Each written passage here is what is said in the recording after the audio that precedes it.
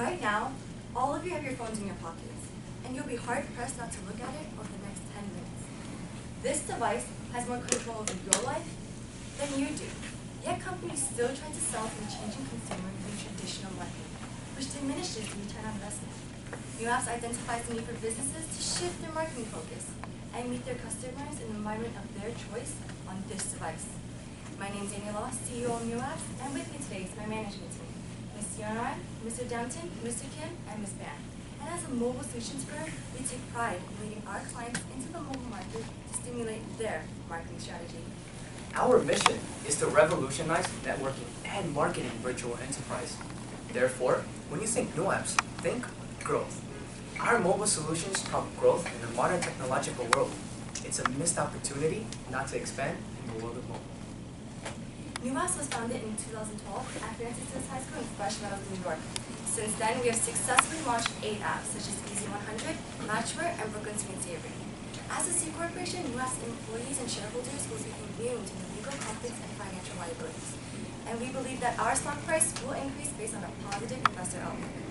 With $2.3 million in sales projected this year alone, 22% of our income will be reinvested back into the company, and 30% will be given to our shareholders as dividends.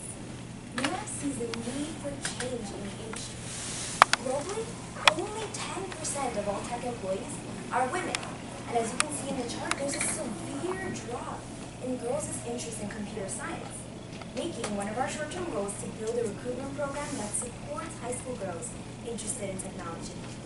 Long-term, by the end of 2019, we see artificial intelligence as a core driver of our business. For us to be successful, we establish a project-based organizational structure, putting employees into teams that focus on a specific product.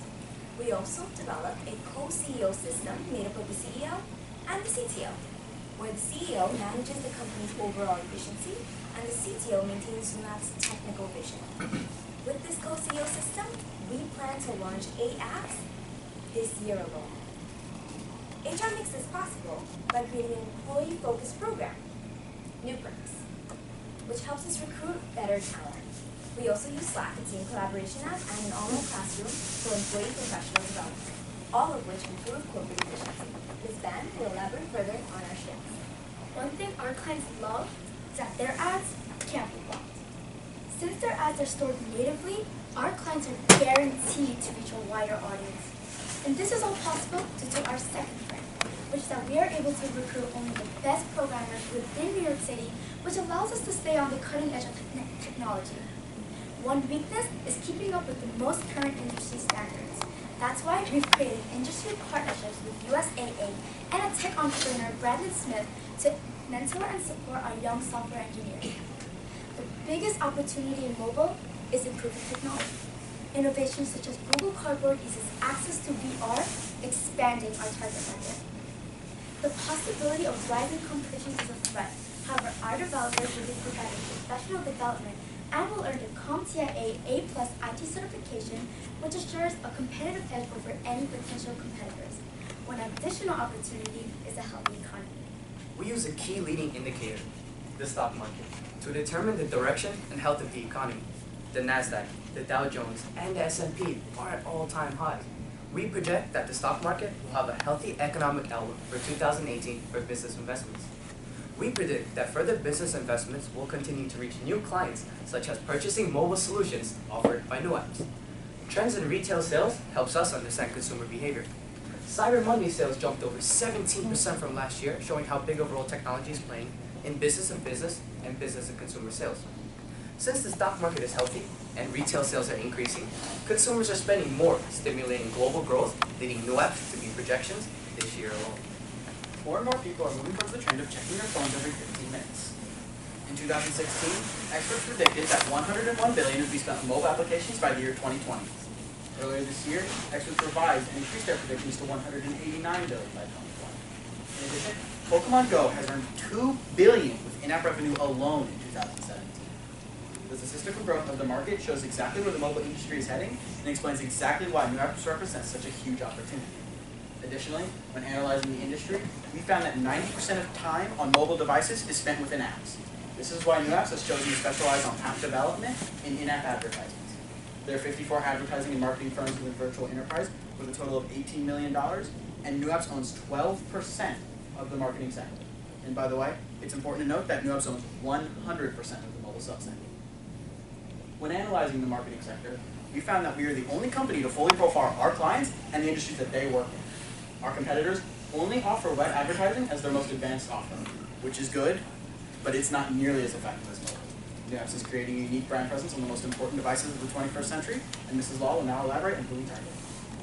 Our market segmentation identifies VE business owners as 16 to 19-year-olds who are able to invest to expand their business. We primarily target those who have been in the business for over 2 years because they can afford the investment.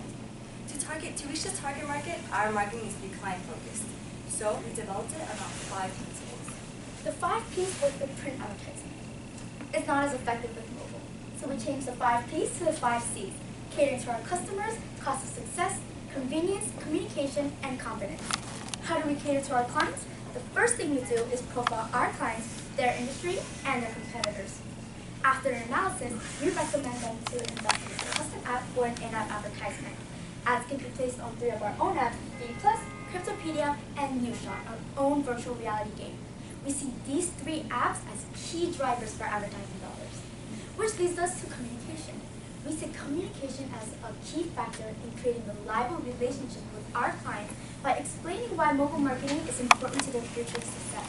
We expect to make the most sales at trade shows by bringing iPads and iPhones so that our clients can have hands-on experience with our launched apps and also experience our VR game. There is a cost of success. The cost of one of our custom applications is $130,000, and when compared to the industry standard of $60,000 to $400,000, it is priced fairly due to our quick turnover time. Most of our apps launch within 1 to 2 months of their initial ordering date, and our accelerated development process allows our clients to find their new customers faster. As a tech company, investing too much into the wrong growth areas is a business risk. Example, Snapchat lost $2.2 billion in quarter 3 of 2017 because they only had one revenue stream, a social media platform with poor augmented reality features. nuapps combats this risk with multiple revenue streams and new ventures, which focuses on investments in trade shows and mobile growth areas using VR and AR. Let's take a look at NewShot, our VR game at trade shows. nuapps pushes innovation, but always considers the risk associated. Although we analyze risk, nuapps is not a risky investment. nuapps was founded in 2012 with a loan of $200,000. In that year alone, nuapps paid off that loan and earned a profit of $161,000. As of 2017, nuapps has slightly over $2 million of cash on the balance sheet. This means that in the last 5 years of operations, nuapps has grown an impressive 1,400%. nuapps doesn't see a slow demand in mobile solutions. We see an opportunity for 36% growth from trade shows, non-VE sales, and e-commerce, ending the year off with just over $3 million. Fiscal 2018 is promising. nuapps needs to sell approximately 32 units to break even, and we see our small advertisers as our best-selling product as mobile continues to grow.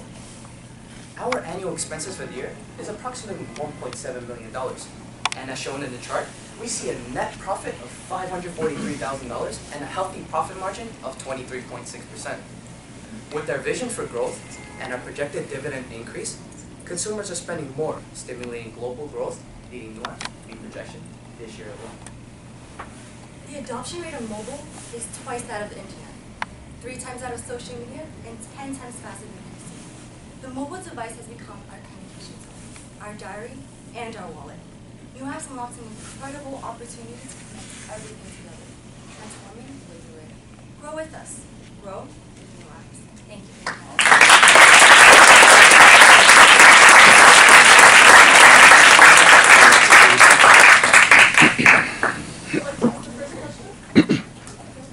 Could you tell me how you arrived at $130,000 for your product? Thank you for the question, and I'm very glad for your interest. When we decided on our profit margins and we decided on our pricing for our apps, we decided that $130,000 would be an appropriate price due to 2 reasons.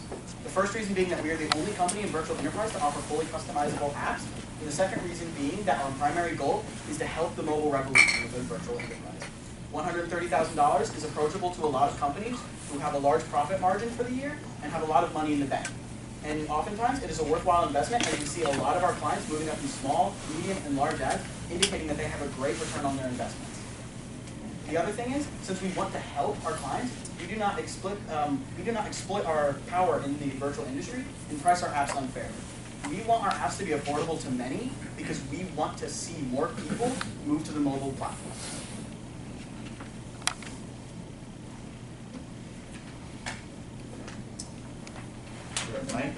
I'll shout it, it's fine. First of all, thanks for bringing up Snapchat. That was my largest ever loss. And I really appreciate the fact that I didn't have any pizza for lunch, so thank you. I've known you guys for a while in the DE world. Can you explain, and this may be a long answer, I'm sorry, you have real apps, you have virtual apps, you sell products to real people and virtual. Can you explain how you divide all of that workflow throughout your class time and if there's any other time as well? Thank you for your interest. Our class time is very limited, so we do have a limited amount of time within our office space, but our programming team is highly devoted and can spend a lot of time working at home. That being said, we offer real apps to virtual industries because it is possible for our app development team to make genuine apps that are launched on the Google Play Store and the iOS App Store. We can make companies real apps that can be targeted at other virtual enterprise students as a method of advertisement. So virtual companies will contact nuapps, paying us to build them their real app, and then their app is then complimentary, launched on the iOS store and the Google Play Store, and then they target their app at other virtual enterprise students who are within their target market. Thank you.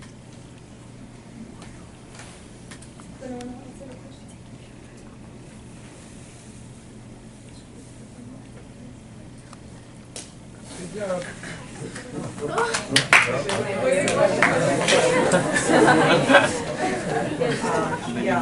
What is your succession plan? So you guys are graduating out, the new students that are coming in, your business has been in business for about 5 years. What's your succession plan? Great question. Thank you so much for your interest.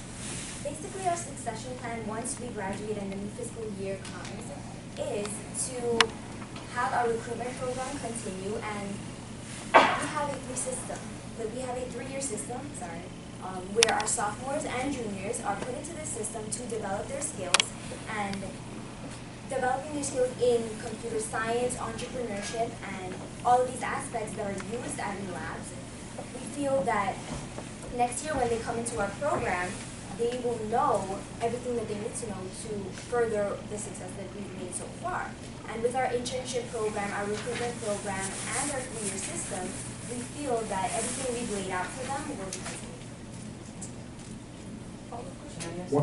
So do you have your processes documented? Yes, we do. We have our files documented, and we leave them there for next year so they can refer back to it and know what to do in certain situations when they come. Quick question. Two super quick questions. One, you talked about iPods and iPhones. I'm assuming all your apps work on Droids, correct? Yes. As I said, they are also launched on the Google Play Store, which is for Android. Okay. And you talked about having unblockable ads. Two, how do you have unblockable ads? And since we're talking about technology, won't someone create a way to block your unblockable ads? Thank you for your questions and interest. When we say we have unblockable ads, this is because we approach our advertisements differently than other clients and developers will. Most clients and developers will form their ads off of online sources. Therefore, the process of blocking an ad is tracking where the ad is coming from, which typically leads back to a URL from a popular ad lending company such as AdSource or AdMob, and then you block any data trying to come to the app through that link. However, nuapps stores their ads locally on our apps. So every time a client connects to the internet with their ad open, our ad will automatically look for any new advertisements that it needs to download in the background without harming the user performance. And without the ability to actually directly tamper with the internal functioning of the apps, there is no way to stop this content from loading. That is all the time we have for questions. Thank you. Okay. We need questions. Okay. My question to you is, what is your biggest risk? So as an investor, having seen what I've seen, having heard the financials, having understand the company ethos, the culture, totally bought into you guys and totally get the blue and pinky bows now. What's your biggest risk? What do you foresee in the next year, 2 years as being your biggest Achilles heel? What's going to stop you? Be honest. Thank you so much for your question and your interest. One of our biggest risks, as I said in the presentation, is having one revenue stream. So Snapchat had only one, and that caused a lot of problems for them because now they're only depending on that one revenue stream. But having more than one revenue stream, which we have our apps, we have our advertisements, and we are further looking into investing into new ventures, which is our next plan. We have that. So these revenue streams allow us to depend on all three instead of just depending on one and suffering if that one doesn't really work out. So what you're saying is there's no risk. Well, actually, there is some risk. So let's say there's a security breach in our system, or if there is, if the Google Play Store or the Apple Store doesn't approve our apps, then there could be a risk there. And Evan can actually, our programmer can actually expand on that. Thank you.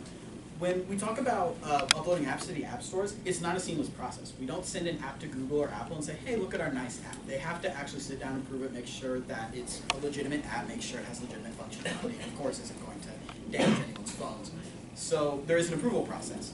It is possible for apps to be denied for a myriad of different reasons, whether Google or Apple would deem that they're still in alpha or beta testing according to their own standards, whether they don't seem to function as they should, or like I said, if they're harmful, but that's not a problem for new apps. We're not trying to hurt anyone. And in terms of the security breach, that is a real problem.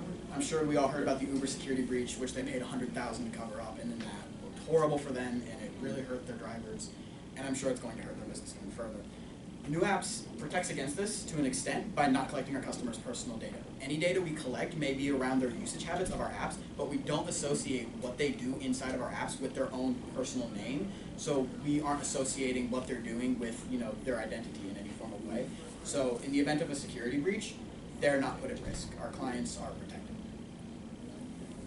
If you were to identify mistakes and find good in, what would be those mistakes and how would you address them?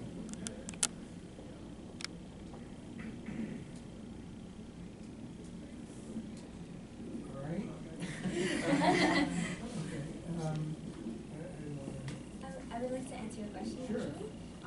Mistakes, as the HR director, mistakes in the company-wise, like employees, I would have to say that, let's say there is like a behavior mistake or something of that sort. What we would do is we have a number of steps that we would take in order to handle those mistakes and get improvement. Michael, could you actually go to Yeah, I'm going there right now. our conflict resolution process? Yes. This is our process, and we have 6 steps in which HR takes. And what we do is we investigate the issue, so the mistake as in this case. Then we have a discussion with the employee or the entire situation. After that, we issue a PIP, which is a performance improvement plan, where we give our employees this time to improve, because we don't really want to see our employees, suffer or be demoted or have to really handle this mistake by themselves. So we give them 3 to 6 months to improve. We follow up with that improvement, and we make sure that they're on track and that they're doing well.